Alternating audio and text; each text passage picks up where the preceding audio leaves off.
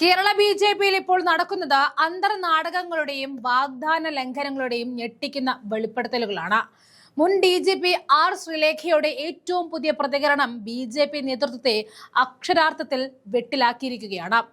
പോടാ പുല്ലേ എന്ന് പറഞ്ഞ് ഇറങ്ങിയോടാൻ പറ്റില്ലല്ലോ എന്ന ശ്രീലേഖയുടെ വാക്കുകൾ കേരള രാഷ്ട്രീയത്തിൽ വൻ ചർച്ചയായിട്ട് മാറുകയാണ്.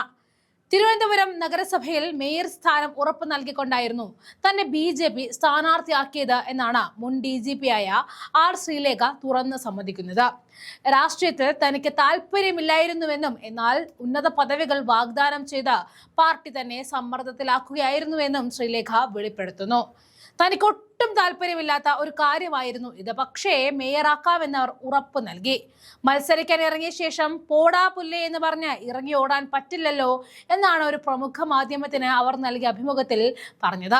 കൗൺസിലറാകാൻ വേണ്ടിയല്ല മത്സരിച്ചത്. ബി.ജെ.പി കേന്ദ്ര നേതൃത്വത്തിന്റെ ഇടപെടലാണ് അവസാനം വി രാജേഷ് മേയറും ആശാനാഥ് ഡെപ്യൂട്ടി മേയറും ആയതെന്നാണ് ശ്രീലേഖ തുറന്നടിക്കുന്നത്. ബി.ജെ.പി സംസ്ഥാന നേതൃത്വത്തെ വെട്ടിലാക്കുന്നതാണ് ശ്രീലേഖയുടെ ഈ പരസ്യ പ്രതികരണം. ഞാനായിരിക്കും തെരഞ്ഞെടുപ്പിന്റെ മുഖമെന്നും സ്ഥാനാർത്ഥികൾക്ക് വേണ്ടി പ്രവർത്തിക്കേണ്ട ആളാണെന്നുമാണ് വിചാരിച്ചത്. എന്നാൽ കൗൺസിലർ ആകേണ്ട സാഹചര്യത്തിൽ പാർട്ടി പറഞ്ഞത് അംഗീകരിച്ചു നിന്നു. അങ്ങനെ തന്നെയാണ് പറഞ്ഞിരുന്നതെന്നും അത്തരമൊരു ചിത്രമാണ് എല്ലായിടത്തും കൊടുത്തിരുന്നതെന്നും എല്ലാ പത്രങ്ങളുടെയും ചർച്ചകൾ തന്നിലേക്കാണ് വിട്ടുകൊടുത്തത് എന്നുകൂടി അവർ തുറന്നടിക്കുകയാണ്. എന്തോ കാരണങ്ങൾ കൊണ്ട് അവസാന നിമിഷം എല്ലാം മാറിമറിഞ്ഞു. കേന്ദ്ര നേതൃത്വം ഒരു തീരുമാനമെടുക്കുമ്പോൾ എതിർത്ത് നിന്നിട്ട് പോടാ പുല്ലേ എന്ന് പറഞ്ഞ് ഇറങ്ങി ഓടാൻ പറ്റില്ലല്ലോ എന്നാണ് ശ്രീലേഖ പറയുന്നത്. തിരുവനന്തപുരം കോർപ്പറേഷൻ ബി.ജെ.പി സംസ്ഥാന നേതൃത്വം മേയർ സ്ഥാനത്തേക്ക് ഉയർത്തിക്കാണിച്ച ശ്രീലേഖയെ അവസാന നിമിഷം മാറ്റിയാണ് വി രാജേഷിനെ പദവിയിലേക്ക് ഉയർത്തിയത്. രാജേഷിനെ മേയറാക്കാൻ RSSനെ അടക്കം ഇടപെടുത്തി വി മുരളീധരൻ പക്ഷം നടത്തിയ നീക്കം ഫലം കാണുകയായിരുന്നു.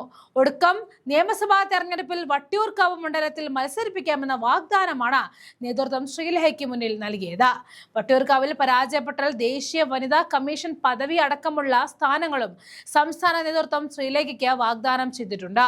സംസ്ഥാന നേതൃത്വം മുന്നോട്ട് വെച്ച ധാരണയോട് ശ്രീലേഖ എതിർപ്പറിയിച്ചിട്ടില്ല. ഇതുവരെ മേയർ സ്ഥാനത്തേക്ക് പരിഗണിക്കാത്തത് സംബന്ധിച്ച പരസ്യ പ്രതികരണങ്ങൾ ഒഴിവാക്കണമെന്നും സംസ്ഥാന നേതൃത്വം ശ്രീലേഖയോട് അഭ്യർത്ഥിച്ചിരുന്നു. ഇതോടെ ബി.ജെ.പിയുടെ ഇരട്ടത്താപ്പാണ് പുറത്തു വരുന്നത്. മെട്രോമാൻ ഇ ശ്രീധരനെ മുഖ്യമന്ത്രിയാക്കാമെന്ന് മോഹിപ്പിച്ചു കൊണ്ടുവന്ന അതേ തന്ത്രം തന്നെയാണ് ശ്രീലേഖയുടെ കാര്യത്തിലും പയറ്റിയത്. എന്നാൽ ജനങ്ങൾക്കിടയിൽ സ്വാധീനമുള്ള വ്യക്തികളെ കൊണ്ടുവന്ന് വോട്ട് പിടിക്കുക എന്നതിനപ്പുറം അവർക്ക് നൽകിയ വാഗ്ദാനങ്ങൾ പാലിക്കാൻ ബി.ജെ.പി തയ്യാറായില്ല എന്നതാണ് വസ്തുത. ബി.ജെ.പിക്കുള്ളിലെ ഗ്രൂപ്പ് പോരും ചതിയും ഇപ്പോൾ പരസ്യമായിരിക്കുകയാണ്. വോട്ട് കച്ചവടത്തിനായി ഉന്നത ഉദ്യോഗസ്ഥരെയും സെലിബ്രിറ്റികളെയും കൊണ്ടുവരുന്ന ബി.ജെ.പി പിന്നീട് അവരെ പാഴ്വസ്തുക്കളെ പോലെ വലിച്ചെറിയുന്നു എന്ന കോൺഗ്രസ് ആരോപണം അടിവരയിടുന്നതാണ് ശ്രീലേഖയുടെ ഈ വാക്കുകൾ. വരാനിരിക്കുന്ന തിരഞ്ഞെടുപ്പുകളിൽ ഇത് ബി.ജെ.പിക്ക് വലിയ തിരിച്ചടിയാകുമെന്ന് ഉറപ്പാണ്.